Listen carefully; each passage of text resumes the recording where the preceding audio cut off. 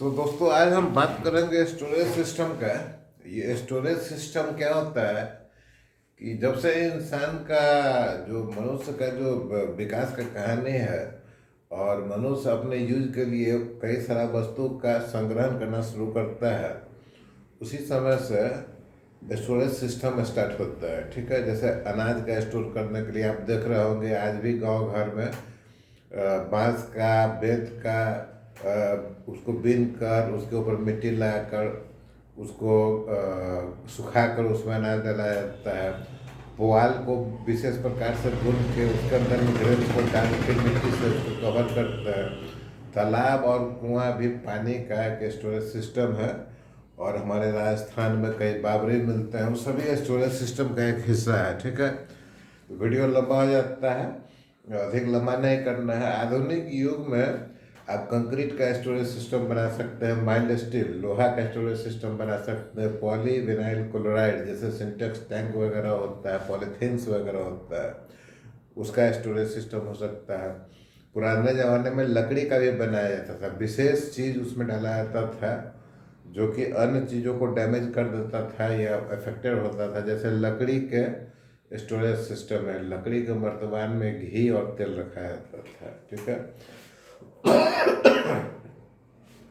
Change होते रहा है, विकास होते रहा है। आज हम एक स्टोरेज सिस्टम का जिक्र करेंगे जो कि एल्युमिनियम के सीट से बनता है। एल्युमिनियम का सीट जिससे हवाई जहाज बनता है, ये ताकत में बहुत अधिक होता है। एडवांटेज ये है कि ये हल्का होता है। ठीक है, तो एल्युमिनियम का सीट से जो स्टोरेज सिस्टम बनता है, टैंक्स बनता है, उसको जिंक एलम टैंक बोलते हैं। जिंक इसलिए क्योंकि एल्युमिनियम के सीट के ऊपर में जिंक का कोटिंग होता है, जिंक से उसको गैल्वेनाइज किया जाता है, जिसके कारण वो देखने में चमकीला होता है, सिल्वर टाइप का कलर होता है। ठीक है, ये स्टोरेज टैंक का फायदा क्या है ये बताते हैं। ठीक है, तो ये टैंक के बारे में बात कर रहे हैं। उस टैंक को बनाकर किसी स्ट्रक्चर के ऊपर में रखा जाता है और स्ट्रक्चर लोड को फाउंडेशन में ट्रांसफर करता है। ये स्ट्रक्चर लोहा का भी हो सकता है, आरसीसी का भी हो सकता है। फाउंडेशन जनरली आरसीसी का होता है। तो आप एज इंजीनियर को मालूम है कि स्ट्रक्चर जो है लोड जितना कम होगा, फाउंडेशन और अन्य खर्च अन्य निर्माण में उतना ही कम खर्च होगा। ठीक है, जो एल्युमिनियम का सेट लोहा के रिस्पेक्ट में और कंक्रीट के रिस्पेक्ट में बहुत हल्का होता है, तो निर्माण का खर्च कम होगा। ठीक है, ये सबसे बड़ा फायदा है। अगर विशेष प्लानिंग के तहत टैंक्स को निर्माण किया जाए तो कास्ट इंस्टीट्यूट जो टैंक होता है, जिसको आरसीसी या ऑन साइट फैब्रिकेट करके बनाते हैं, अगर जिंक एल्युमिनियम का अलग अलग मेंबर का फैब्रिकेशन करके लाया जाए और साइट पर असेंबल किया जाए प्लानिंग से, तो तेज होगा। ठीक है, तो ये सभी चीज़ है। एडवांटेज ये है कि हल्का है तो खर्च कम होगा, ये एडवांटेज है। ठीक है, जरूरी यह है कि डिसएडवांटेज को देख लिया जाए और प्रिकॉशन को देख लिया जाए। ठीक है, तो प्रिकॉशन में सबसे पहला बात यह है कि आपको देखना है कि वो टैंक है ना, टैंक वो टैंक वातावरण का कैसा एक्सपोजर दे रहा है। मतलब वो समुद्र के किनारे है, माउंटेन पर है, एरिड एरिया में है या मॉइस्चर वाला एरिया में है, ये फर्स्ट चीज़ आपको देखना है। ठीक है, ये इसलिए है क्योंकि एल्युमिनियम के ऊपर में जो कोटिंग होता है वो चेंज हो जाएगा। अगर समुद्र के किनारे है, अगर वो सल्फ्यूरिक एटमॉस्फेयर से एक्सपोज है, तो उसका कोटिंग अलग हो जाएगा। ये चीज़ को ध्यान में रखिएगा। ये फर्स्ट चीज़ है कि इस एरिया में बन रहा है। ठीक है, दूसरा है कि जिंक का सीट होता है पतला, क्योंकि हल्का बनना है, एडवांसमेंट ऑफ टेक्नोलॉजी।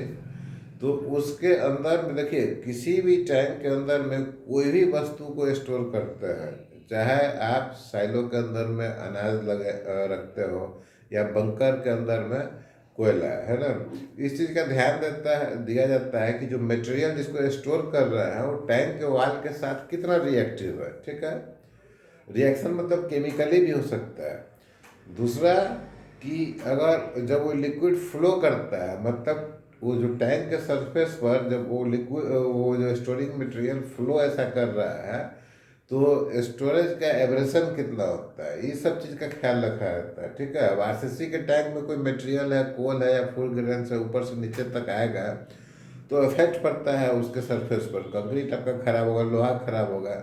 तो उसको बचाने के लिए उस पर लाइनिंग किया जाता है। उतना डिटेल में नहीं जाएंगे, जिंक एल्यूमिनियम पर कंसंट्रेट करेंगे। तो टैंक को बचाने के लिए लाइनिंग का यूज किया जाता है हर तरह के टैंक में।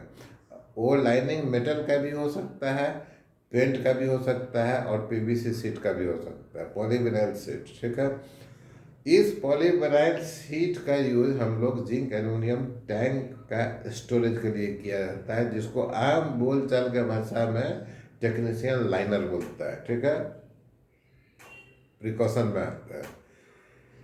जिंक एल्यूमिनियम टैंक का कंपोनेंट आपके यहाँ पहुँच गया, मटेरियल पहुँच गया, इरेक्शन हो रहा है। फर्स्ट एंड फर्स्ट सबसे पहले ये देखेंगे कि हमारा लाइनर का डायरेक्ट कंटैक्ट स्टील या कंक्रीट के साथ नहीं हो, अदरवाइज वो लाइनर डैमेज हो जाएगा। ठीक है, डायरेक्ट कंटैक्ट कैसे नहीं करना है, इसके लिए आप हमको मेरे वेबसाइट पर आकर आप पूछ सकते हैं। ठीक है, कंसल्टेंसी फ्री है इस चीज़ के लिए। ठीक है, नेक्स्ट स्टेज क्या है कि स्टोरेज है ना, उसके अंदर में जो लाइनर है, इमेजिन कीजिए कि गोला टैंक है, उसके अंदर में लाइनर पीवीसी का है जो कि लूज है, इट इज़ नॉट फिक्स्ड, है ना, it is not fixed to tank. क्यों? क्योंकि जिंक एल्यूमिनियम, जिंक का जो कोटिंग है उसके अंदर का जो एल्यूमिनियम है तो 1.5 mm, 2 mm, 3 mm हो सकता है, उसके साथ वेल्डिंग का प्रोविजन नहीं है, उसके अंदर फिक्स करने का प्रोविजन नहीं है, तो वो लूज मटेरियल है। ठीक है, जैसा ही उसमें लिक्विड या गैस या कुछ इस तरह का चीज़ डाला जाता है, वो किनारे फैल कर टैंक के वाल के ऊपर प्रेशर डालता है। ठीक है, लिक्विड के केस में देखें, आपको मालूम है एज ए इंजीनियर, या नहीं मालूम है तो जान लीजिए, जब वो लिक्विड भर के और टैंक के वाल के तरफ प्रेशर डालता है तो आपको मालूम है जो लिक्विड का हाइट है, लिक्विड का जो हाइट होता है एच मान लीजिए, तो नीचे से जहाँ पर टैंक का बेस है वहाँ से h/3 है ना। मान लीजिए कि हाइट 1 मीटर है तो h/3 कितना हो गया, हाइट अगर 3 मीटर है तो h/3 1 मीटर। वहाँ से 1 मीटर पर सबसे अधिक प्रेशर बाहर में डालेगा। जैसे अब मैं एक डायग्राम बना के बताता हूँ कि अगर ये डायग्राम बनाने दीजिए। ठीक है, तो देखिए बहुत ही अधिक जरूरी है सब चीज़, ये सब चीज़ इतना अधिक जरूरी है। क्यों जरूरी है ये हम बताएंगे। देखिए इस ढंग का कुछ आपको है, अगर एच है, ये लिक्विड अगर एच 3 मीटर दिखाई दे रहा है तो नीचे से 1 मीटर पर सबसे अधिक प्रेशर डालता है। ठीक है, इस चीज़ को ध्यान में बैठाइए, तो वहाँ पर सबसे अधिक प्रेशर डालता है। अब चक्कर क्या है कि जो एल्युमिनियम सीट होता है, जैसे घर में आप देखते हैं जीआई सीट ऐसा ऐसा टेढ़ा मेढ़ा होता है, कोरुगेटेड होता है, वैसे ही एल्युमिनियम सीट भी होता है। एल्युमिनियम सीट भी जो जिंक एल्यूम टैंक के लिए हम लोग यूज करते हैं वो भी कोरुगेटेड होता है। कुछ फोटो खींच के बताते हैं, कुछ इस ढंग का। ठीक है, कुछ इस ढंग का कोरुगेशन होता है। ठीक है, तो ये कोरुगेशन इसलिए होता है कि नॉर्मल प्रेशर में वो डिफॉर्म नहीं हो जाए। ठीक है, जैसे घर के अंदर में बीम डालते हैं, बीम नहीं डालेंगे तो सैगिंग हो जाएगा, वैसे ही उस सिर्फ सैग को बचाने के लिए है। अब टैंक का लिक्विड का अगर प्रेशर उस पर पड़ रहा है तो वहाँ पर क्या हो सकता है कि उसका जो कोरुगेशन है तो खुल के सीधा हो सकता है। ठीक है, मतलब ये कोरुगेशन जो है, देखिए ये कोरुगेशन जो है, अगर लिक्विड का प्रेशर हमको पड़ रहा है इधर से और ज़्यादा पड़ गया तो ये खुल के सीधा हो जाएगा। खुल के सीधा कैसा हो जाएगा, इस ढंग का हो जाएगा, ये सीधा हो गया, खुल के सीधा हो गया।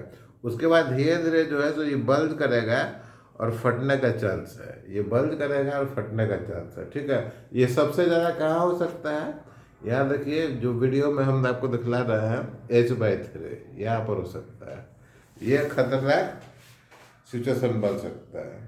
ठीक है, तो इसके डिजाइन में इस बात का ध्यान रखना है, और इस एरिया में आपको स्टिफनर प्रोवाइड करना है। स्टिफनर उसको खुलने से बचाएगा। अगर आप स्टील स्ट्रक्चर का डिजाइन किया होगा तो देखा होगा स्टिफनर क्या होता है। इसमें भी आपको स्टिफनर डालना पड़ेगा, और मेरे हिसाब से स्टिफनर का जो मटेरियल है उसका थिकनेस 20 mm से कम से कम 20 mm होना चाहिए, ठीक है।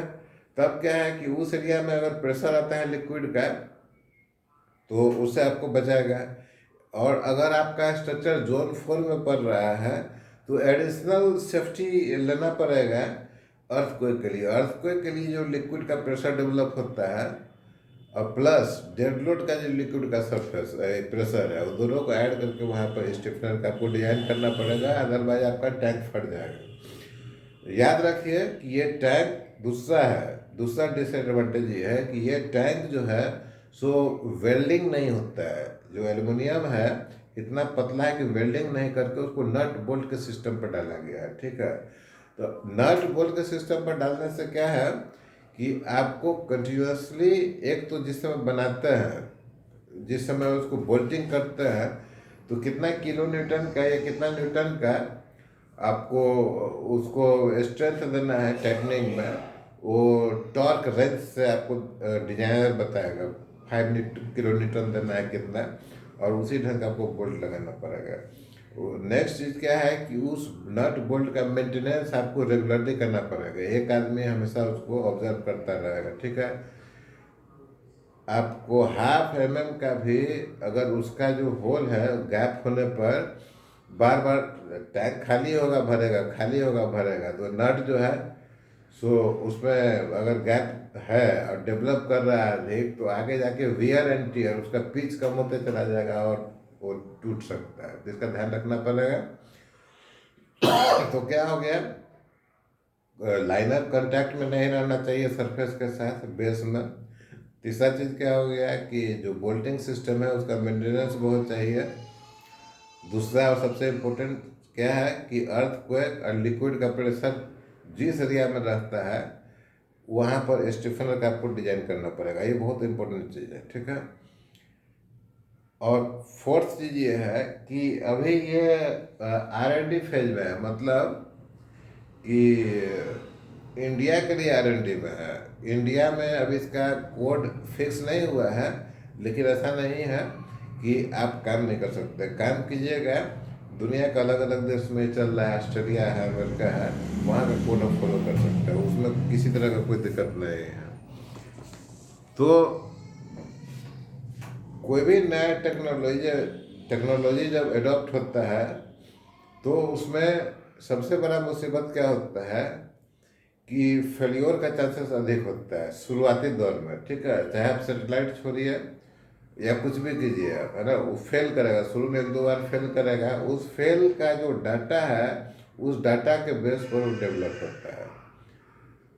और जब जो डेवलप हो गया डाटा, जो सक्सेसफुल डाटा है, उसको हम लोग कोड में पोस्ट करते हैं। तो इतना चीज आप समझ गए होंगे। अभी क्या है कि ये जितना भी टैंक्स वगैरह बन रहा है, ठीक है, अभी जाइएगा तो जिंक एल्युमिनियम टैंक कई सारा इंडस्ट्री में बन रहा है, ठीक है। आपको केमिकल इंडस्ट्री में है, लाइनर मतलब पीवीसी सीट अंदर में डालना पड़ेगा, क्योंकि आपको जो उसका एल्युमिनियम का सीट का थिकनेस बहुत ही कम होता है। अगर किसी कारणवश सीट अगर डैमेज हो गया, तो लिक्विड निकल के उस एल्युमिनियम का रिएक्टिव होता है, एल्युमिनियम को डैमेज कर सकता है और हैजार्ड हो सकता है, ठीक है। ये बहुत इम्पोर्टेंट चीज़ है। तो अगर कोई केमिकल जो हैजार्डस है, ठीक है, अगर उसमें वो जिंक एल्युमिनियम टैंक में उसको रखना है तो वो टैंक ग्राउंड पर बनता है, ठीक है। वो टैंक बनता है ग्राउंड पर, ठीक है। और ग्राउंड पर जहाँ पर बनता है वो टैंक, उसके चारों बगल डाइक बनाया जाता है। इतना चीज डिटेल में नहीं जाएंगे, फिर गड़बड़ हो जाएगा। वो डाइक बनाया जाता है। वो डाइक इसलिए होता है, और डाइक का अंदर का वॉल्यूम और टैंक का जो अंदर में वॉल्यूम है लिक्विड का, डाइक का वॉल्यूम उससे अधिक रहता है। मतलब अगर टैंक का लिक्विड किसी कारण से उसमें से निकल गया तो डाइक के अंदर में रहेगा, फैलेगा नहीं।